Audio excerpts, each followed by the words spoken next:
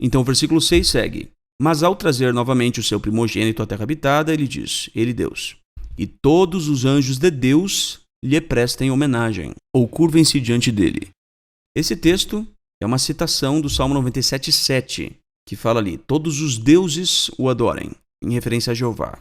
Então por que aqui o escritor de Hebreus aplicou o Salmo, que era aplicado a Jeová, por que ele aplicou ao Cristo?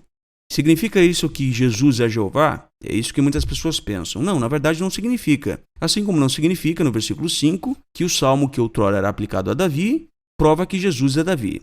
O escritor de Hebreus está fazendo uma série de aplicações de textos do Antigo Testamento ao Cristo.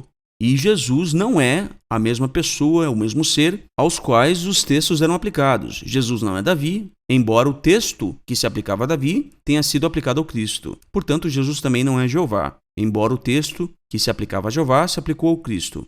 Por que é que o escritor de Hebreus aplicou o Salmo 97:7 ao Cristo? Esse salmo diz, curvai-vos diante dele, todos os deuses.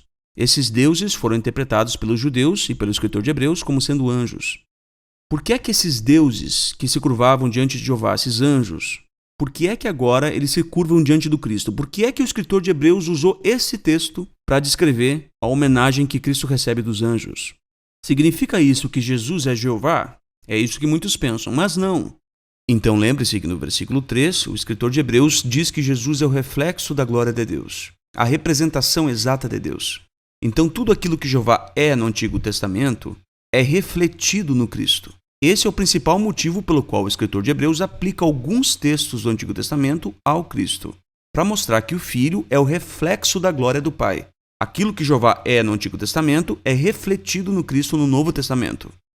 Na verdade, o escritor de Hebreus queria provar que Jesus está acima dos anjos.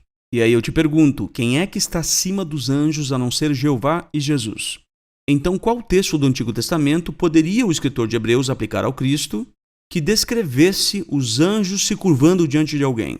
Ora, os anjos não se curvaram diante de ninguém a não ser de Jeová. Portanto, esse era o único texto possível do Antigo Testamento que descrevia os anjos se curvando diante de alguém.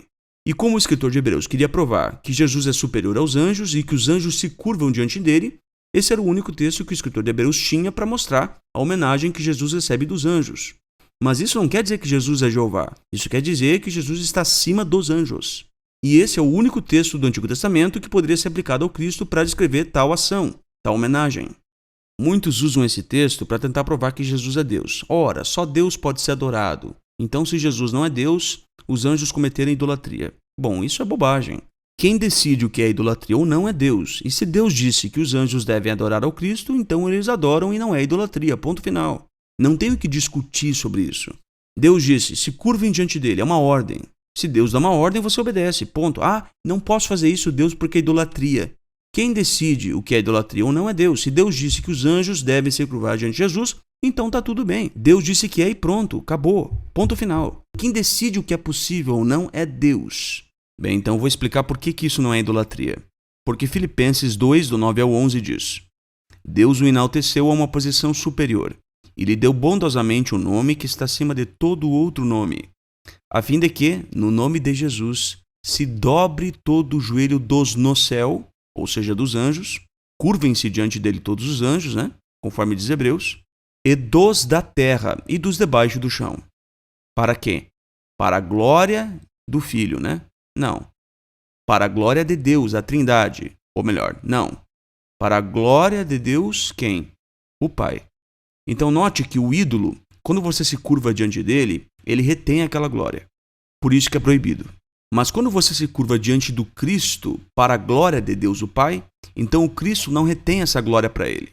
Ele não está usurpando, roubando algo que por direito pertence somente ao Pai. Mas ele é o meio autorizado por Deus para que quando nós nos curvemos diante dele, aquela adoração, aquela glória, aquela honra seja dada ao Pai, não a ele.